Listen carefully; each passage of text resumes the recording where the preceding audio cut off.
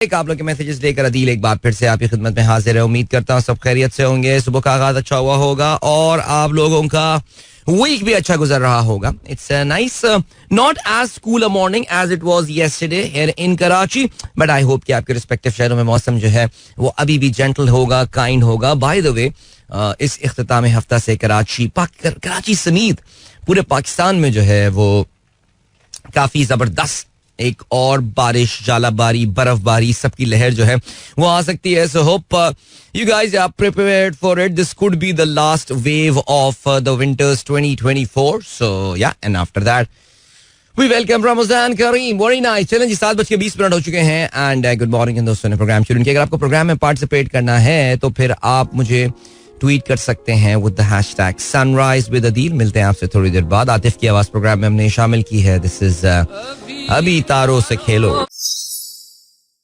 Alright, welcome back. एक बार फिर से खुशामदीद. This is the Sunrise Show with me Adeel and good morning. दोस्तों ने प्रोग्राम शुरू किया. 7:24 हो चुके हैं. आज का पहला ट्वीट हमें किया महमूदुल्लाह हक साहब ने. सब को अस्सलाम वालेकुम कहते हैं. चलें जी, वालेकुम सलाम. और कहते हैं thunder short, strong winds forecast for most areas of Sindh. Associated press of Pakistan का जो सरकारी न्यूज रसा इदारा है, आपने उसकी खबर शेयर की है और कहते हैं कि ट्यूसडे को strong thunder shower and strong wind in most part of Sindh from Thursday से यानी कल से जो है वो बहुत सारे इलाकों में बरसातें जो हैं वो हो सकती हैं.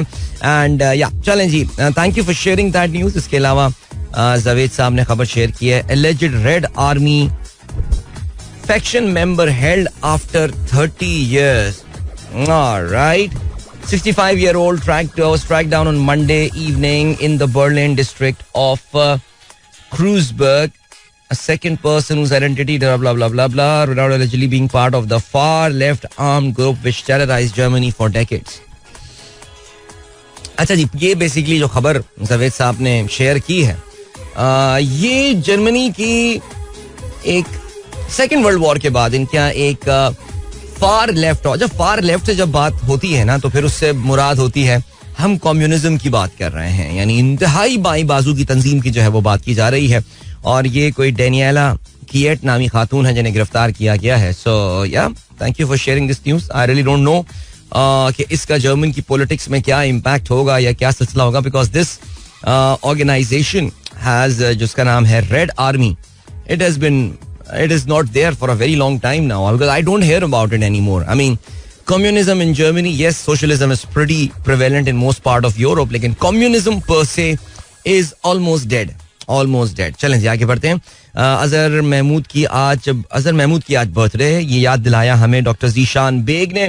और कहते हैं टुडे 28 फरवरी Pakistani cricketer Yasir Hamid turns 46. Rana Naveed ul Hasan turns 46. ओह वाह, राना नवीद और यासिर हमीद एक ही दिन एक ही साल पैदा हुए. वैसे राना नवीद अभी तक 46 साल के कैसे हैं ये तो मुझे भी नहीं पता. ये कभी इनके पेरेंट्स से हम पूछ लेंगे. लेकिन खैर, Azhar Mahmood turns 49. Afghanistan cricketer Najibullah Zadran turns 31. Happy birthday to all of them. Thank you so much sir. I mean वाकई seriously hard to believe Rana Naveed ul Hasan is still 46. Rana the fighter. Rana had, उसका भी एक टाइम था, उसकी जिंदगी में एक टाइम आया था, अगर आपको याद हो, जिस जमाने में इंडिया पाकिस्तान बहुत ज्यादा क्रिकेट जो है वो खेल रहे होते थे.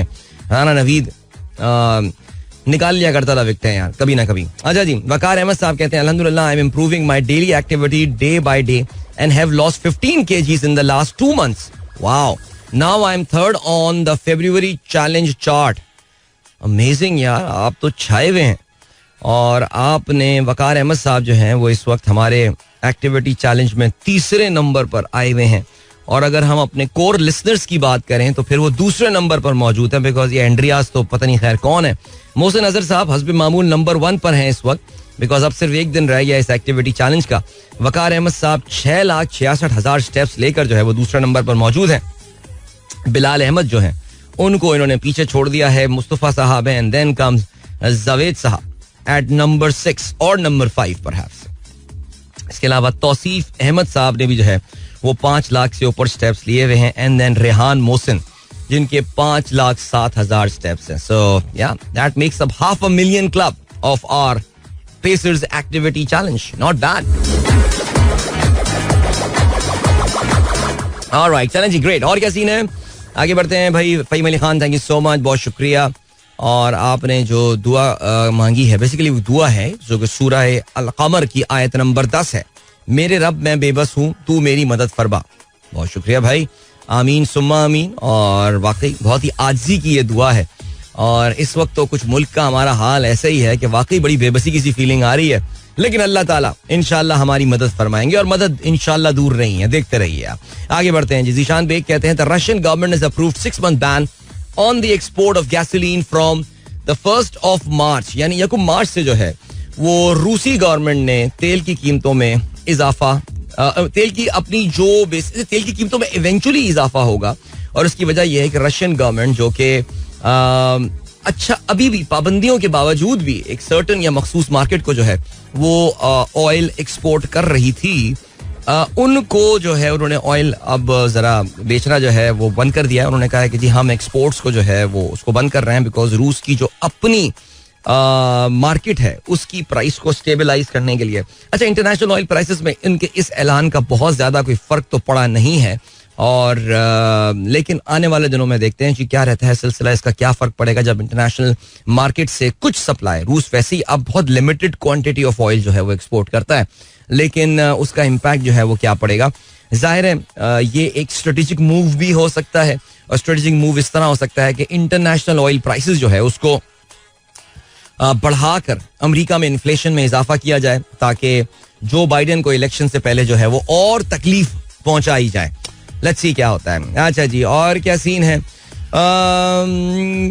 अच्छा जी, दुनिया चांद पर पहुंच गई लेकिन पाकिस्तानी, अच्छा ओके, ये उस कपड़े को या उस फैब्रिक को लेके हमारे मुल्ला जो हैं वो उस पर रिसर्च कर रहे हैं जिसपे हलवा हलवा हलवा लिखा हुआ है.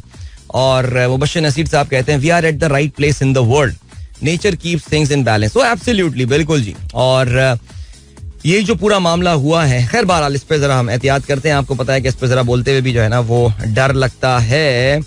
और या बासित यूनुस साहब ने तस्वीर भेजी है, good morning from Multan on route to Islamabad. जबरदस्त. ये हमारे 2 स्नो लेपर्ड्स जो हैं ये इस वक्त इस्लामाबाद के रास्ते में जो है वो हैं.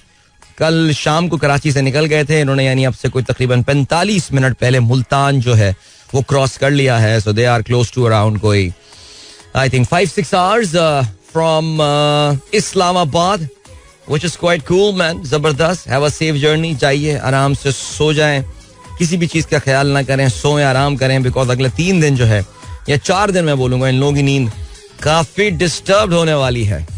चलें जी. फहीम अली खान कहते हैं after separation from a company I receive 2 million FNF. Somebody advised me to buy a plot as a future investment.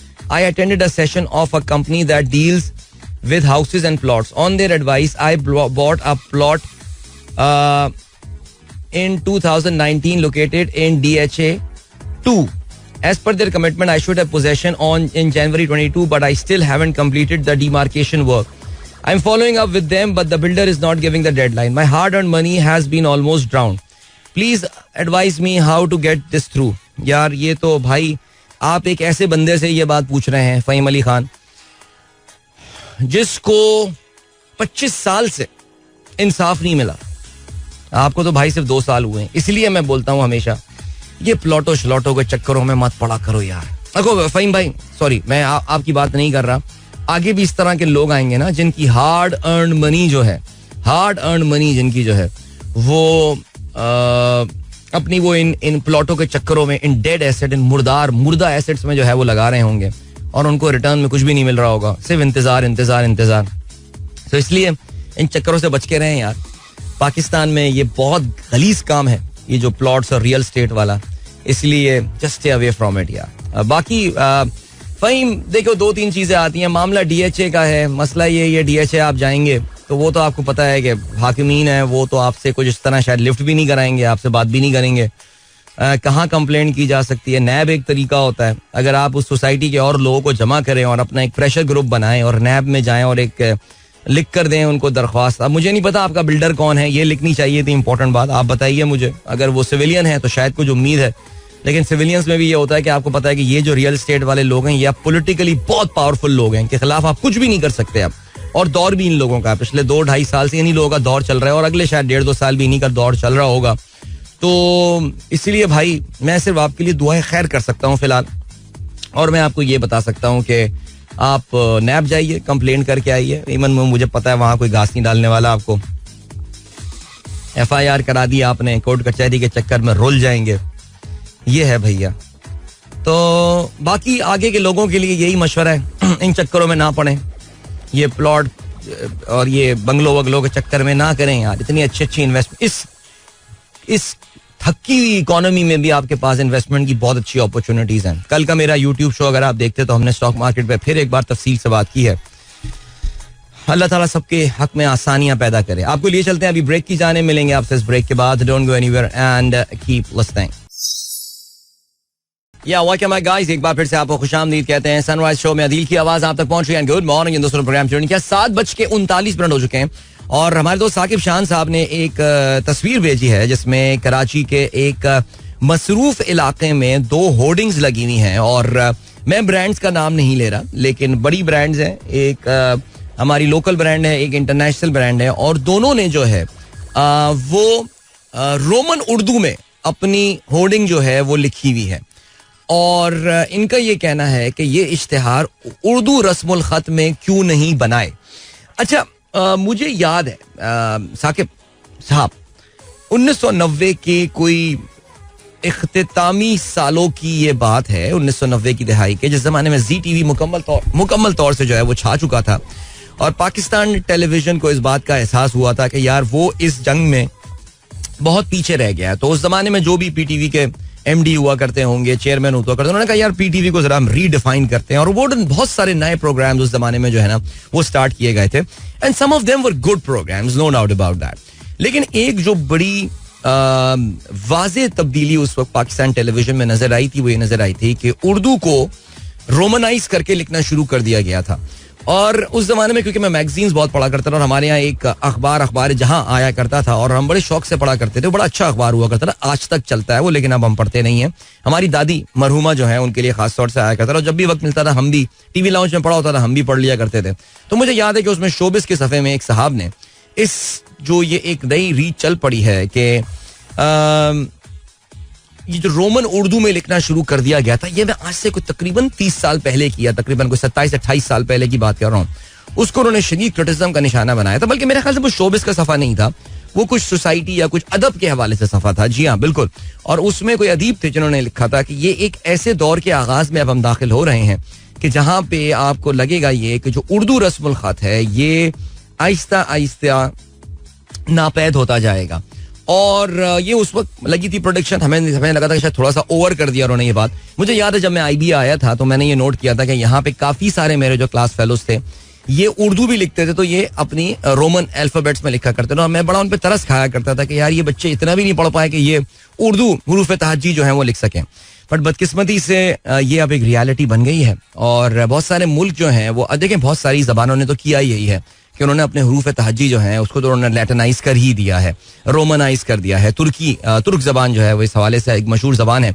इसके अलावा भाषा इंडोनेशिया या भाषा मलायू जो है, मलई जबान जो है, ये भी आपको पता है कि रोमन हुरूफ तहज्जी में जो है वो अब लिखी जाती है. लेकिन ज़ाहिर है हमारी जबान की अपनी एक खूबसूरती थी और उसके जो अपना एक नस्तालीक जिसको हम जो है वो इसका जो तरीका है लिखने का उसको कहा जाता है. सो इसको मैं बदकिस्मती ही कहूँगा. जाहिर है इस पे शायद अगर कभी किसी को ज़रूरत पड़ती तो वो ये भी कोशिश कर सकता था कि इस हवाले से कोई कानून साजी की जाए कि जी जितनी भी आपकी होर्डिंग्स होंगी वो उर्दू ज़बान में होंगी. लेकिन उर्दू ज़बान की अब हैसियत रही क्या है? मैंने कुछ दिनों पहले आपको, पाकिस्तान में सबसे ज़्यादा जो कॉन्सेंट्रेटेड है उर्दू ज़बान बोलने वाले वो पाकिस्तान के 2 शहरों में हैं, जिसमें कराची और हैदराबाद है. ज़ाहिर है ये वो ज़बान है जो कि लिंक लैंग्वेज है पूरे पाकिस्तान में. तकरीबन अगर बोली नहीं तो समझी ज़रूर जाती है. अक्सर ऐसा होता है सिंध में, साउथ पंजाब में, बलूचिस्तान में आप उनसे उर्दू में बात करें, वो जवाब अपनी रीजनल लैंग्वेज में देंगे, लेकिन कम अज कम आपकी वो बात समझ रहे होंगे. लेकिन अनफॉर्चुनेटली उर्दू जो है ये कुछ शायद उर्दू से कुछ नाराजगी है कुछ लोगों की, क्योंकि मैं पता था कि 2 शहर जो कराची और हैदराबाद ये सूबा सिंध में लाया करते हैं. और यहाँ पे अब आप देखेंगे कि अब नेशनलिज्म इस वक्त अपने उरूज पर है. और सिंध में जहाँ पे तकरीबन कोई आधी पॉपुलेशन जो है, तकरीबन आधी से कुछ कम पॉपुलेशन में कहूँगा कि वो सिंधी जबान नहीं जानती है या नहीं समझती है. लेकिन आप ये देखिए कि इसको काफ़ी तरवीज जो है वो दी जा रही है. सो उर्दू का तो मुस्तकबिल ऐसे ही है सर. ये जो 2 बोर्ड्स आपको नज़र आ रहे हैं ना, ये इस पूरे माइंडसेट को रिप्रेजेंट करते हैं, इसमें हम भी खुद जिम्मेदार हैं. यानी हम भी अपने बच्चों पे कितनी तवज्जो दे रहे हैं कि यार वो उर्दू सीखें या उर्दू पढ़ें या उर्दू लिखना जाने. तो ये है मसला जनाब. तो ये है, छोटी सी मैंने मुख्तसर इसमें बात कर ली है. सादिया, अच्छा भाई पारसा का मैसेज आया है भाई, माशाल्लाह पारसा का पहला दांत जो है वो टूट गया है. और टूथ फेरी जो है वो उन्होंने टूथ फेरी जो है वो उन्होंने उनको तोहफा भी दिया है. Wow, that is so sweet, Parsa. And she loved that gift. उनका वॉइस नोट आया, उन्होंने बताया. She was so excited actually about it. हाय, जिंदगी कितनी मासूम होती है इस उम्र में यार. बच्चे भी क्या क्या बिलीव करते हैं. I mean, which is why this is such a beautiful time. I mean, you just believe on everything. But Parsa, I know अभी तुम्हारी शक्ल थोड़े दिनों के लिए बड़ी फनी सी दिखने लगेगी, लेकिन डोंट वरी अबाउट इट. ये भी जिंदगी का एक फेज है, गुजर जाएगा इंशाल्लाह. एंड वैसे ये टूथ फेरी क्या पहली दफा में गिफ्ट देती है या टूथ फेरी हर दफा गिफ्ट देती है? असल हमारी बेगम साहब ने शुरू में इन चीजों के बारे में बोल दिया था कि यार इन चक्करों में मत पड़ेंगे, ये बच्चों की क्या एक्सपेक्टेशन सेट कर रहे हैं आप, पढ़े ये बातें आएंगे दोबारा नहीं सुनूं मैं आपसे. मैंने अच्छा ठीक है, नहीं करते फिर कुछ. तो ये जरा चेक करके मुझे बताइएगा, ये हर दफा क्या दांत टूटने पे टूथ फेरी आती है, इससे पहली दफा में आ रही होती है. चलो जी, ग्रेट. और इसके अलावा हसान शेख कहते हैं your tongue is germ free only if it is pink. If your tongue is white there is a thin film of bacteria on it. Very interesting. Naveed Munawwar कहते हैं please talk about this in the show. Flow of Ravi water to Pakistan fully stop. Report. हाँ जी, India ने दरियाए रावी का पानी जो है वो मुकम्मल तौर से हमारी तरफ भेजना बंद कर दिया है. अच्छा, इस पे पाकिस्तान में कुछ अलार्म बेल्स बज गई हैं. ओए होए, तो भाई फिर गई, रावी का पानी जो है वो अब पाकिस्तान में आना बंद हो जाएगा. और मुझे बड़ी हैरत ये बात सुन के हुई कि इंडिया ने अभी तक रावी का पूरा पानी हमारा बंद क्यों नहीं किया था. क्योंकि देखिए, इसमें अगर पाकिस्तान में खतरे की घंटियां बज रही हैं तो उसकी वजह पाकिस्तान की अपनी लैक ऑफ प्लानिंग है, रादर देन इंडिया को हम ब्लेम करें. देखो, इंडिया तो हमारा दुश्मन है. इंडिया हर वो काम करेगा जिससे हमें तकलीफ पहुंचेगी. आप जानते हैं इससे पहले हमारे दो और दरिया जो हैं वो तकरीबन सूख चुके हैं, जिसमें सतलुज है और ब्यास है. और मैं ये भी गलती कर रहा हूं इसको हमारे दरिया कहते हुए. रावी, सतलज और ब्यास पाकिस्तान के नहीं है, they belong to India. This is as per the 1960 Indus basin treaty. ये तो होता ये था क्योंकि इंडिया के पास रावी में स्टोरेज कैपेसिटी जो है वो, या दरिया रावी में स्टोरेज कैपेसिटी उनके पास कम हुआ करती थी. तो इस वजह से उन्होंने काफी ज्यादा पानी जो है वो specially in the rain season वो रावी में छोड़ दिया करते थे, जिसकी वजह से आप देखते थे कि जी हमारे यहाँ भी थोड़ा बहुत रावी से पानी जो है वो लाहौर के आसपास और ये शादरा वगैरह से गुजरता हुआ नजर आ रहा होता था. वरना जनरली आप जानते हैं कि वाटर लेवल इस दरिया में अब ना होने के बराबर होता है, because Hindustan has the right to maximum use of these rivers. Hindustan इन तमाम दरियाओं पे ज्यादा से ज्यादा इसका पानी इस्तेमाल कर सकता है. और साथ साथ हिंदुस्तान दरियाए सिंध, दरियाए झेलम और दरियाए चनाब पे कोई काम नहीं कर सकता. यानी उस पे राइट जो है या उस पे हक जो बनता है वो पाकिस्तान का बनता है. तभी आपको याद हो कि ये किशन गंगा हुआ या ये बगलेहार हुआ, इन पे पाकिस्तान काफी शोर मचाता था, बिकॉज पाकिस्तान कहता है कि ये हमारे रिवर्स हैं, आप इनको छू नहीं सकते. सो रावी अब अगर सूख रहा है तो जाहिर है पाकिस्तान को एक सर्टन, कहते हैं जी 110 क्यूसिक पानी जो है वो इंडिया एवरेज में पाकिस्तान में छोड़ा करता था, वो शायद अब आना बंद हो जाएगा. So what was Pakistan strategy and plan about that? याद रहे जी कि ये जो डैम इंडिया ने बनाया है, यहाँ पर जो नया डैम जम्मू एंड कश्मीर में इन्होंने बनाया है, जिससे जम्मू एंड कश्मीर का एक सर्टन एरिया जो कि बारानी एरिया था अब वो नहरी एरिया में कन्वर्ट हो जाएगा. यानी वहां पे पानी की काश्त को भारत जो है वो अब यकीनी बना रहा होगा. सो आपको अब सीन ये होगा कि आपके पास एक सर्टन पानी की शॉर्टेज हो जाएगी. ये जो डैम इंडिया ने बनाया है, आप जानते हैं कि इसका संगे बुनियाद पीवी नरसिम्हा राव ने 1995 में गालिबन रखा था. ठीक है जी, तकरीबन कोई 30 साल के हो रहे हैं. अभी ये प्लान बन गया था कि हम रावी पे ये रिवर बनाएंगे. 2018 में नरेंद्र मोदी ने इस प्रोजेक्ट को एक्सपेडाइट किया था. 2018 को गुजरे हुए अब 6 साल हो चुके हैं.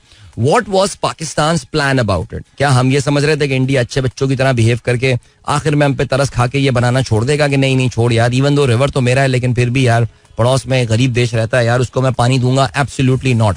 सो हमारे जो हुक्मरान हैं या पाकिस्तान की जो स्ट्रेटेजिक डायरेक्शन के जो मुहाफिज लोग अपना दावा करते हैं कि हम हैं, उन्होंने इस हवाले से क्या प्लान किया हुआ था, what was our plan B, कि जब इंडिया रावी का ये पानी रोक देगा और ये जो प्रोजेक्ट इंडिया में बन रहा था ये जब मुकम्मल हो जाएगा.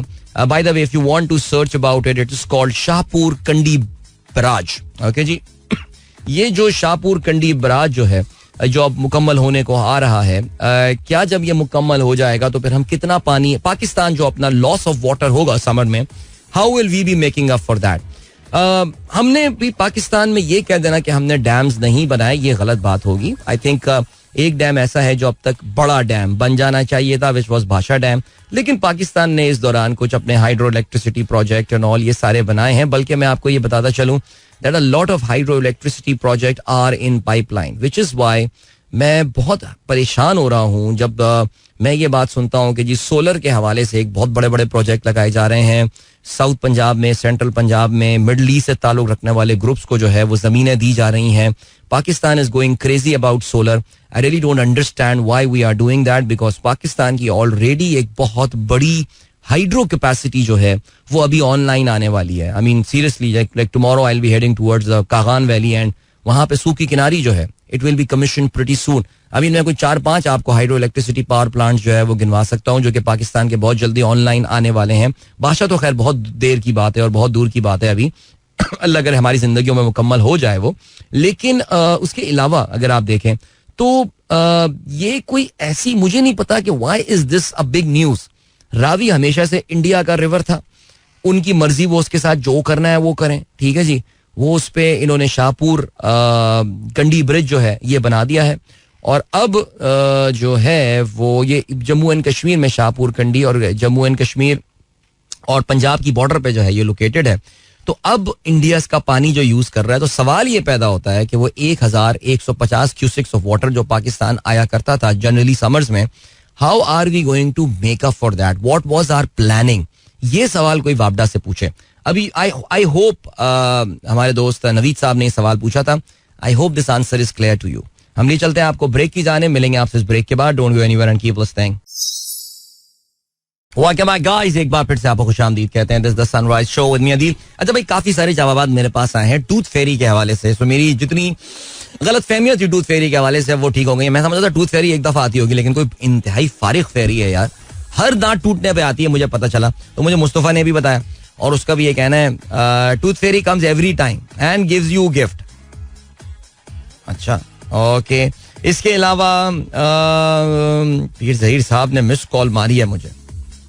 अच्छा, मैसेज पढ़ने के लिए. Okay sir, we love to speak Urdu. Urdu राब्ते की जबान है, it's our national language, we should respect Urdu language.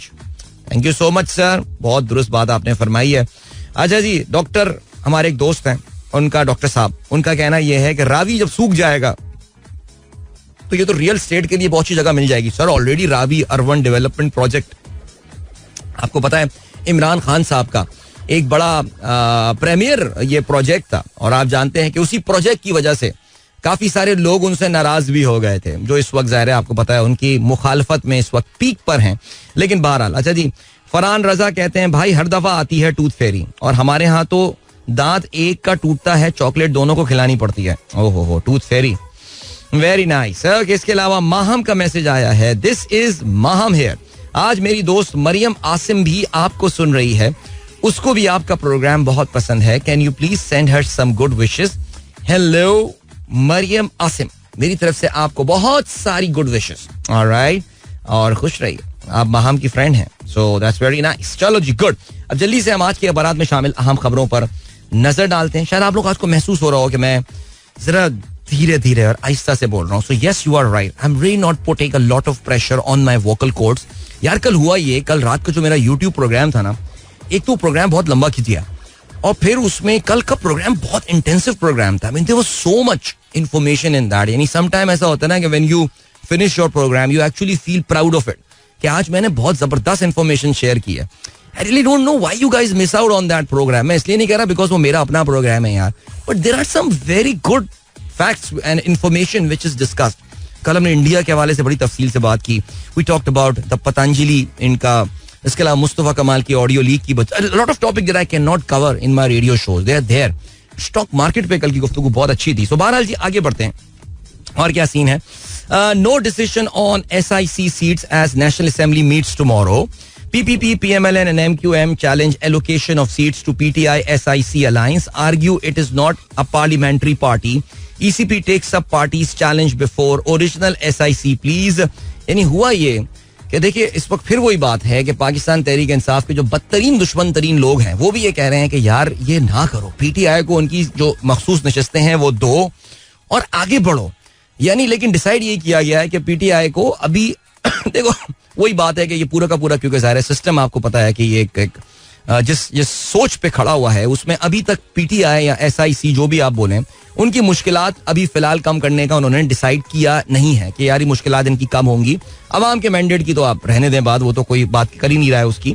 सो अब हुआ ये है कि PTI को ये सीटें नहीं मिलेंगी, तो मैं आप लोगों को पहले भी बता चुका हूं. और मजेदार बात यह है कि पाकिस्तान तहरीक इंसाफ या SIC की जानिब से जो रिक्वेस्ट भेजी गई है इलेक्शन कमीशन ऑफ पाकिस्तान को, उसके ऊपर इलेक्शन कमीशन ऑफ पाकिस्तान ने जो है वो 3 जमातें जो कि इस माले गनीमत को लूटने पहुंचे हुए हैं उनकी पिटिशन उन्होंने ऊपर लगा ली. उन्होंने कहा नहीं पहले हम ये सुनेंगे. अरे भाई पहले जिस पार्टी का क्लेम है वो तो सुन लो.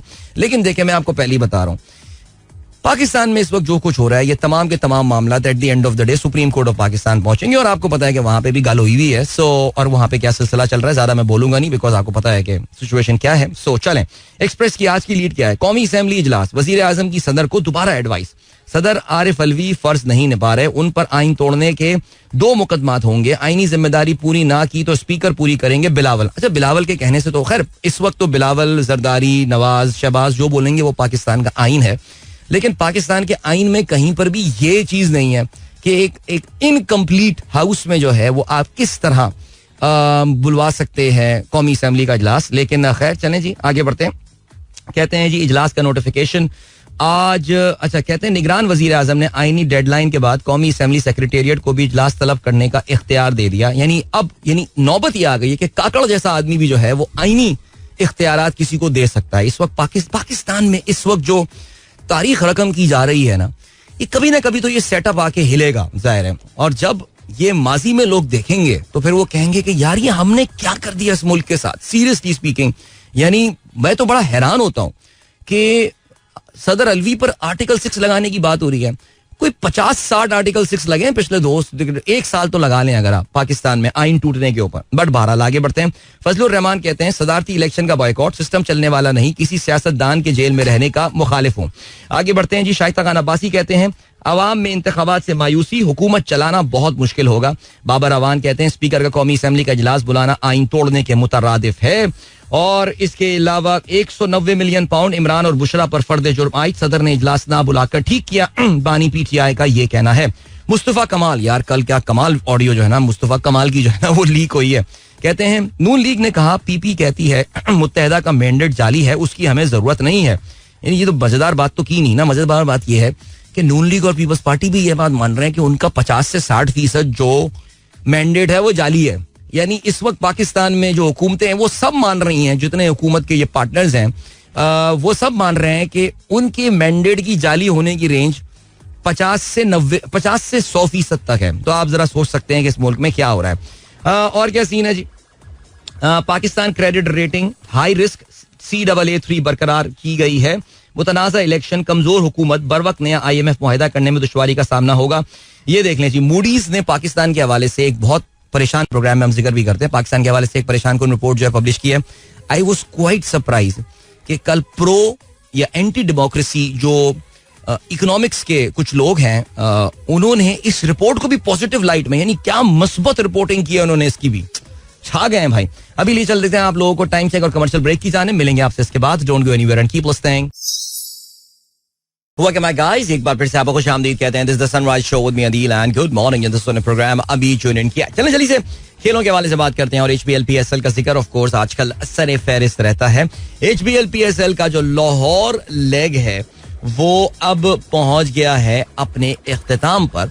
और ये लाहौर लेग जो है ये हर लिहाज से जो मेजबान टीम थी लाहौर की, लाहौर कलंदर्स, उनके लिए काबिल फरामोश रहा है. देखिए वैसे ही उनका 2 दिन पहले पाकिस्तान सुपर लीग अपने लगातार 5 मैचेस हारने के बाद अपने इख्तिताम को पहुंच गया था, लेकिन कल एक और बहुत बड़ी शिकस्त जो है वो इनको हुई है.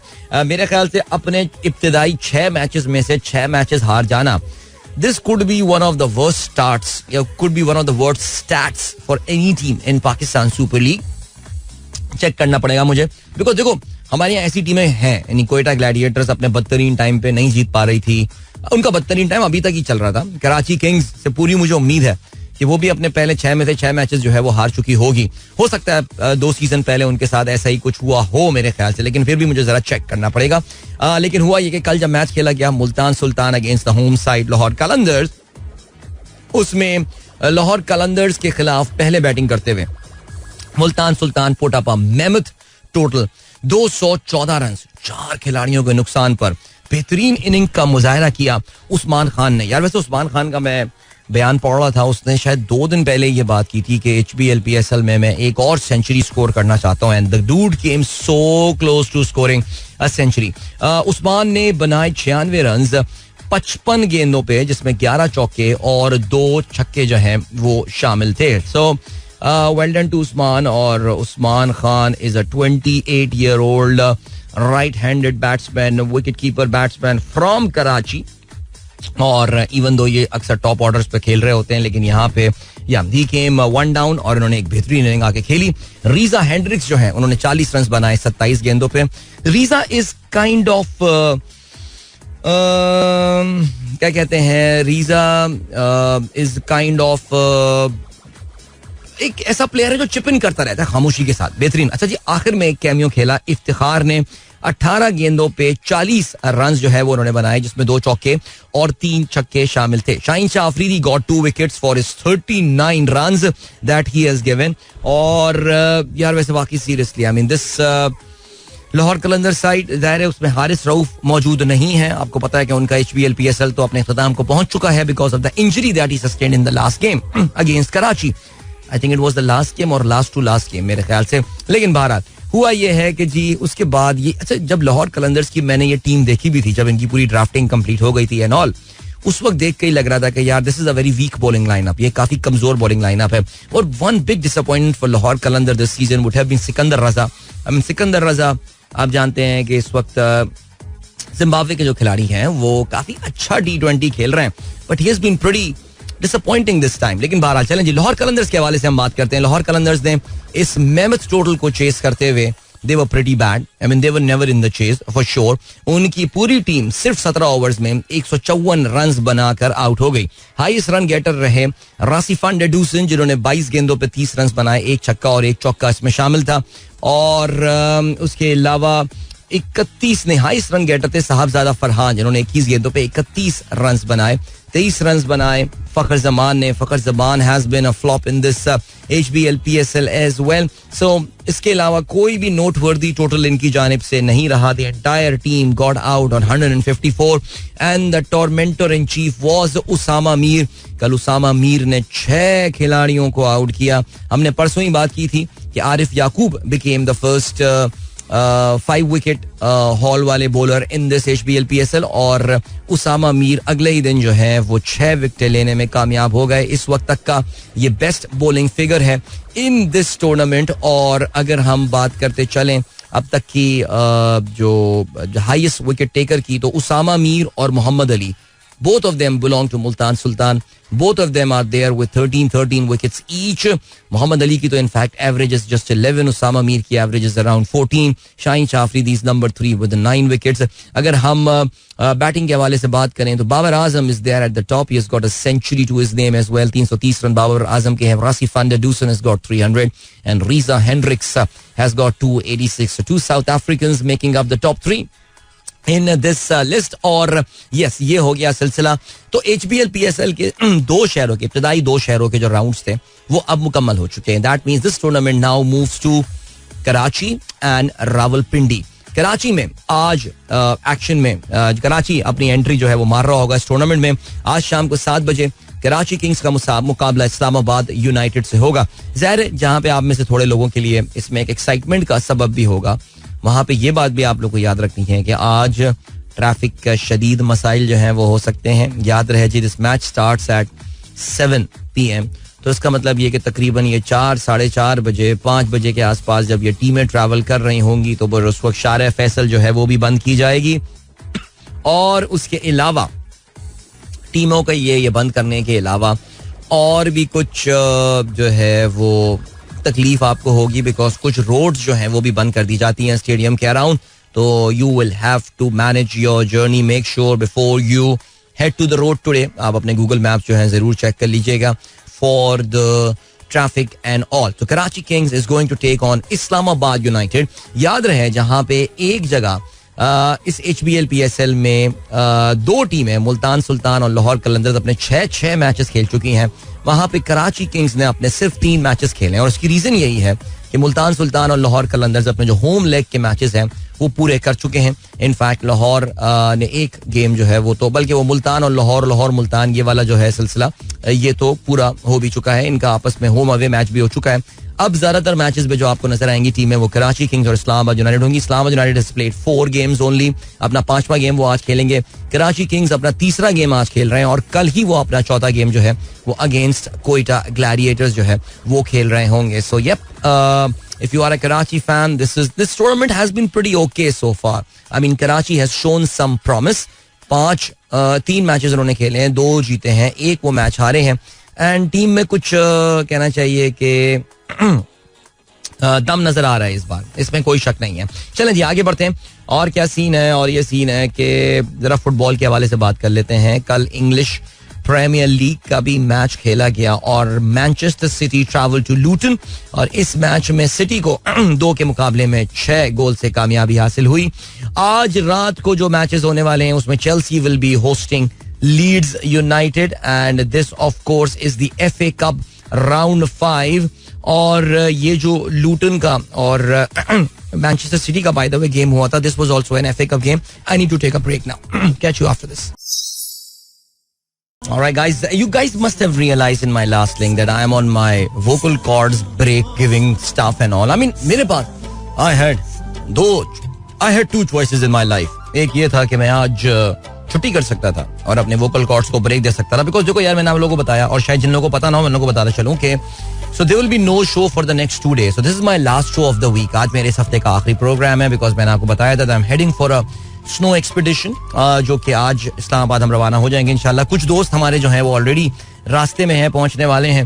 फैसल मुकीद हुए या फिर बासित यूनुस साहब हुए, they just had their breakfast at Khanewal. They are on their way towards Islamabad and they're listening to the show right now. So safe travels to you guys. So inshallah I'll be there in those mountains with a lot of snow. Hopefully a lot of snow is coming up over the weekend too. Allah Taala सब खैर खैरियत रखे. So मैं and I am the lead trainer this time. So मैं जरा अपने vocal cords को मैं रोक भी सकता था, यानी मैं उसको ब्रेक भी दे सकता था छुट्टी करके.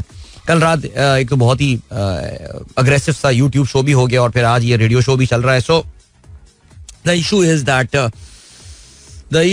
That but I still came, मैं फिर भी आया. Alright great. तो अभी ये करते हैं कि आपको जो है वो, अच्छा मैं सारे नुस्खे उसके ले रहा हूँ यार, वो please thank you so much guys for all the advices and all. देसी अंग्रेजी नुस्खे जितने भी मुझे मिल रहे हैं, बहुत शुक्रिया उन सब के लिए. मैं काफ़ी सारी चीज़ें ट्राई कर रहा हूँ, लेकिन ज़ाहिर है उसमें जो एक बड़ी बुनियादी चीज़ होती है वो ये होती है कि आपको ज़रा अपने वोकल कॉर्ड्स को जो है ज़रा रेस्ट भी देना पड़ता है. तो मैं अब कोशिश ये करूँगा कि अब इस शो के बाद से जो है, मैं अभी शो में भी गाने चला रहा हूँ, वरना माशाल्लाह इतने बड़े बड़े इश्तिहारात आ रहे हैं, अल्लाह हैज़ बीन सो काइंड. तो उसके साथ मैं फिर भी लेकिन गाने चलाता नहीं हूँ, लेकिन मैं आज गाने भी चला रहा हूँ. और बाकी चलें जल्दी से, अब तो खैर मैं ब्रेक की जाने पड़ना है, लेकिन कुछ आप लोगों के मैसेजेस वो शामिल करते चलें. शिको सफ़ी ने जो है, हम सुबह उर्दू के हवाले से बात कर रहे थे कि किस तरह उर्दू जो है वो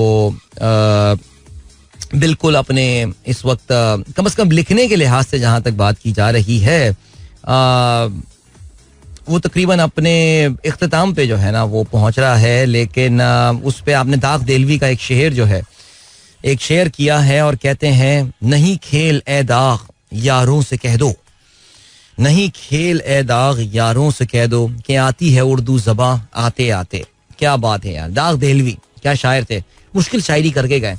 आपको पता है कि मेरा जो फेवरेट शेर है दाग देलवी का, और मैं इसका क्रेडिट देता हूँ अली सेठी को, बिकॉज हुआ ये था कि दुबई में एक कॉन्सर्ट था और उसमें दाग देलवी का एक कलाम जो है वो अली सेठी ने गाया था और मैंने उससे पहले वो कभी भी नहीं सुना था. और शायद मैं ये कहूँगा कि मेरा प्रॉपर तारुफ दाग देलवी को जो हुआ था ना वो शायद आज से कोई 6-7 साल पहले, 8 साल पहले जब मैंने अली सेठी को ये गाते हुए सुना था उस वक्त हुआ था.